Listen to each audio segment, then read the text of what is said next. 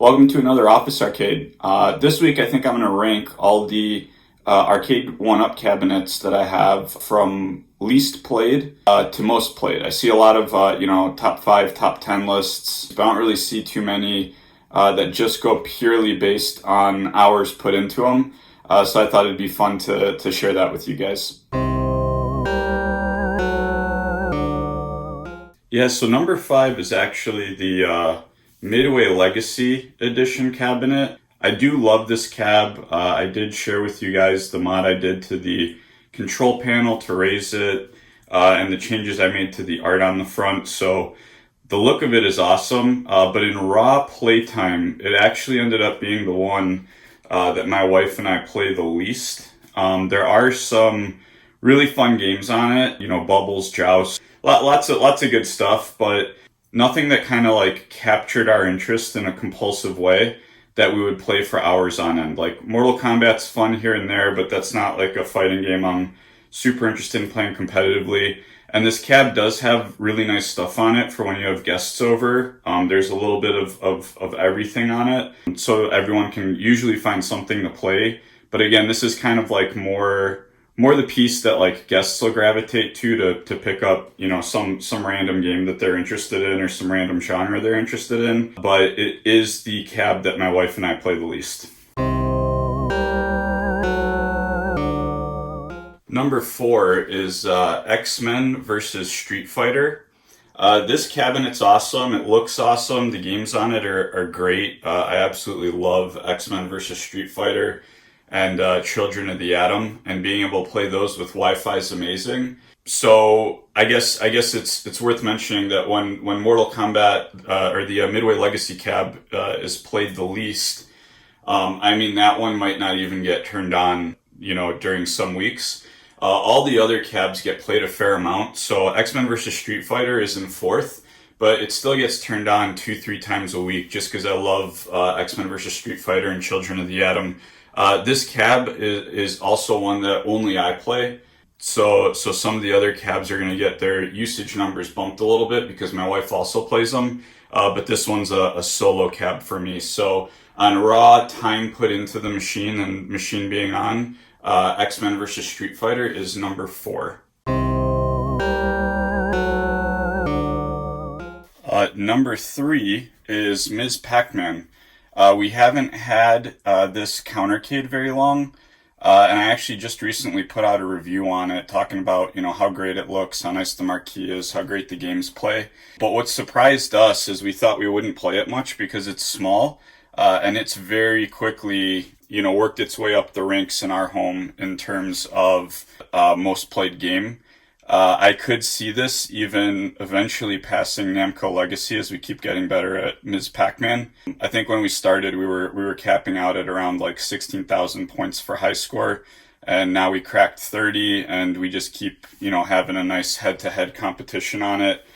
But for the most part, we just play Ms. Pac-Man on this one, and we play it quite a bit. Yeah, so we were surprised by how much we liked this cab with the small form factor, and a large part of that is just how good Ms. Pac-Man is, and how our kind of Pac-Man rivalry keeps these cabinets in high use. So the Ms. Pac-Man countercade is number 3.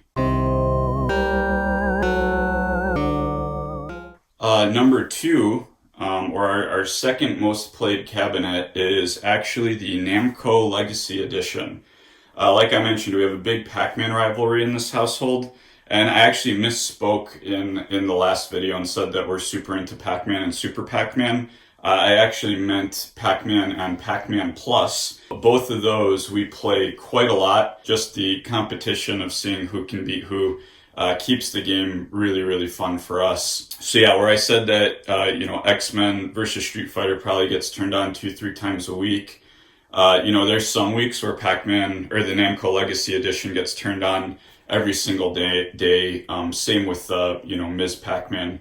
So I'd say that this one gets used a little bit more because, the bigger form factor is a little easier to play on. So if you want to get a quick Pac-Man session in, you can play Pac-Man or Pac-Man Plus on this larger machine, and that's why it, for now, has still edged out Ms. Pac-Man. The Namco Legacy edition is definitely in a a strong second. And my most played cabinet is the Capcom Legacy edition from Arcade1Up. This is the only Arcade1Up cabinet I have that has been turned on every single day since I bought it. That's why I was a little bit nervous about maiming it, because I was already using it a ton. But again, because Big Blue's coming, it was the best candidate for it. But even before it became a maim, you know, this was my most played cab. I love Street Fighter 2 and I love Darkstalkers. It's got a bunch of other fun games on it, but like those two are games I've been playing since I was a kid. And now with, you know, the announcement that Big Blue is going to have Wi-Fi and being able to play those games competitively, it just kind of reignited the fire in me to practice and play those a lot. So I've been playing, you know, prior to the MAME, I played Street Fighter 2 Champion Edition and Super Street Fighter 2 Turbo and Darkstalkers 1 a ton. Every single day I played a little bit. And now that it's a MAME, you know, there's a bunch of great brawlers that I was missing out on that I'm able to play as well. And I wanted to show my wife Super Puzzle Fighter, and she got super into it. So I already know that when Big Blue arrives, it will be our most played cabinet. So I'm curious to see how much we use this cab and where it ends up on the list after Big Blue arrives. I could see this one dropping to maybe just below XMen versus Street Fighter once Big Blue arrives. But for now, it is the #1 Arcade1Up cabinet by playtime in this household. So there you have it. Those are the top 5 Arcade1Up cabinets by playtime in our household. So yeah, for us, the Midway Legacy edition was number 5. Number 4 was X-Men vs. Street Fighter. Number 3 was the Ms. Pac-Man countercade. Number 2 was the Namco Legacy edition. And number 1 was the Capcom Legacy edition. I thought it would be fun just to talk about which cabinets we actually get the most use out of for people that are buying their Arcade1Ups to you know, actively play them. Yeah, if you're looking for full reviews on any of these cabinets, I do have them posted, and I can link to them in the description. In those, I go into, you know, the games on the machine, the look of the machine, mods that I made to the machine. But again, I thought this would just be a fun way to, you know, show you guys the entire collection in one video, while also letting you know which ones get played the most.